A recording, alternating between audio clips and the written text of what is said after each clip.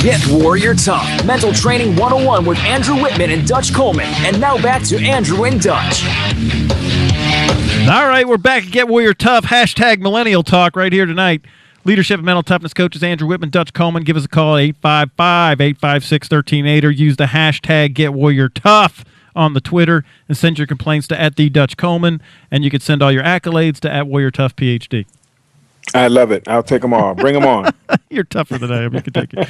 All right, so this whole thing, we really got to keep moving, but on this millennial stuff, because we want to not just keep talking about problems, but we do want to talk about some solutions, right? So I know I cut you off right before the break, Dutch. Is there something that you wanted to pick up on before we get into story time? Yeah, because in addition to the point you made, to me the root of it is that throughout their lives is not what they were told necessarily, but what they weren't told. You know what I mean? Because if you think about the training that we go around and do nationally, right? Right. Which is going to soon be internationally. But what we're doing nationally, we're dealing with a bunch of folks that were never actually taught leadership.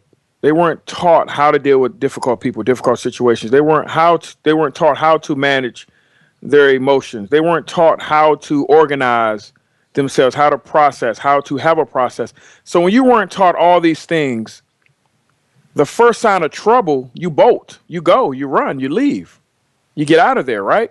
So the other side of that is that these folks that are being there for 6-7 months, for whatever reason they want to term it, I hear a lot of the talk about them being unhappy. Oh, this company doesn't do this company doesn't do that. They in a lot of cases, they merely lack the skills to deal with those situations, because those situations are everywhere, especially when you're in them. Yeah, right. If you find the perfect place to work, don't go there. You'll screw it up. Exactly. So when you never learn how to deal with difficult people, difficult situations, how to manage your emotional intelligence, how to think your thoughts. Absolutely. Yeah. How to process information, how to, again, have a process of thinking. Everywhere you go, you're going to run into those same things. That's why you see 6 months, 8 months, 9 months, 8 months, 1 year, 7 months, because it's not the places, it's not those people, it's you. And you lack the skill set to deal with those situations, to manage those people. So you're running and running and running some more, while at the same time blaming it on everyone else. Well, that company, the people didn't do this, or they didn't respect my this, or they didn't do this for me, or they didn't have some of that or enough of this. And like, well, really, it's you. Isn't that a possibility? Well, in our culture and Get Warrior Tough, that's what we always look to ourselves, because we are the problem, we're the solution. I'm the problem, I'm the solution. So I'm always going to look at me first. And then I got to tell you, you took the job for some reason. It tells me, when you criticize the company that you took the job with, it says nothing about the company to me, but tells me volumes about you and your inability to make a decision or stick with a decision, or your decision-making process, because you chose. No one held a gun to your head and make you take that job with that company. You took it.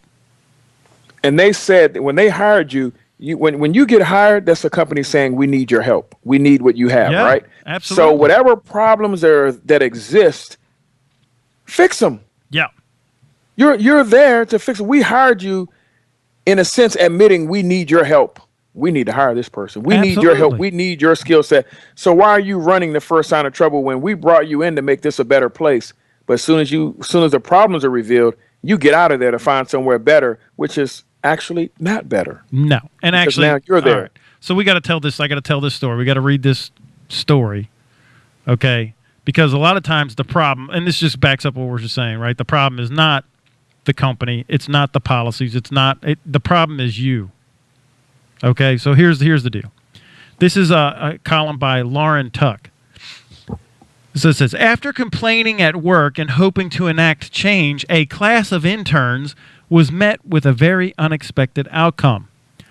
A blog post on askamanager.com says that a reader recently scored a summer position at a company within the field the individual hopes to work in post-graduation. Yes, you got an opportunity. Even though the division, this is a quote, even though the division I was hired in to work in doesn't deal with the clients or the customers There was still a very strict dress code, the person wrote, adding that they felt the clothing rules were, quote, overly strict, but decided they weren't going to complain. That is until, quote, I noticed one of the workers always wore flat shoes that were made from a fabric other than leather or running shoes, even though both of those things were contrary to the dress code. Angered by hypocrisy, the intern rallied other interns, and the group wrote a proposal, along with a petition signed by the entire class of interns, minus one person who declined to participate. That's your outlier. Mm-hmm. The request mostly focused on footwear. Just can't even, because this is hard. The request mostly, the petition, mostly focused on footwear, asking for non-dress shoes that would fit under a more business casual dress code, but also asked if it was possible for the workers not to have to wear suits or blazers in favor of a more casual, but, still professional dress code. The next day, everyone who signed the petition was called into a meeting where the entire crew was informed that due to their unprofessional behavior, they were being let go. Quote, we were told to hand in our ID badges and to gather our things and leave the property ASAP, the Post reads. The young adults, read millennials, were shocked and they weren't given a chance to defend their actions. But that's not the worst part, the reader wrote. Quote, just before the meeting ended, one of the managers actually told us that the worker who was allowed to disobey the dress code was a former soldier who lost her leg in combat and was therefore given permission to wear whatever kind of shoes she could walk in. You can't even tell. And if we had known about this, we would have factored it into our argument, end quote. I just can't. I mean, wow. Because of the attention that the article received, the majority of the critics were calling millennial generational delusional and blaming the young people of today. But the editor wrote, this letter writer's generation is far from the first to bridle at a dress code or misunderstand office culture or start out with little knowledge of how things work in offices. Or how things work in life. This totally cracks me up, man. Because I don't want to get, you're an intern. You're trying to get a job there. I mean, isn't that like an audition, like an internship? I mean, not only they're probably paying you, maybe they're not. But either way, it's your big opportunity to wow them so that you could get the paid job after you graduate, peoples. You haven't earned the right to focus on anything other than your job as an intern, because as you said, you're auditioning. So when you're auditioning, your target should be to do a good job because you're auditioning. You don't have the job yet. So I don't have time to be worried about administrative stuff, red tape, like all these other things. I don't have time to be worried about the employee handbook because I'm not an employee yet. My goal is to become an employee, gain some capital within the company, and then maybe I can begin to have some influence on the handbook. But I have to become an employee first to be recognized in the employee handbook. And I'm not even mentioning the idiocy that went along with these very clever young people who decided to only do part of their homework and not investigating why this one person seemed to defy the dress code without any question. One person, not multiple people, but it seems to me that one person defying it means there must be a problem. Now, if you had 3 or 4 or people every now and then violating the dress code, Joe every other Friday violates it, but this one person violates it every single day, and it's the only person that does it. My brain, my genius self is telling me that there's a reason. No, it's hypocrisy. Hypocrisy, Dutch. It's hypocrisy. It's not fair.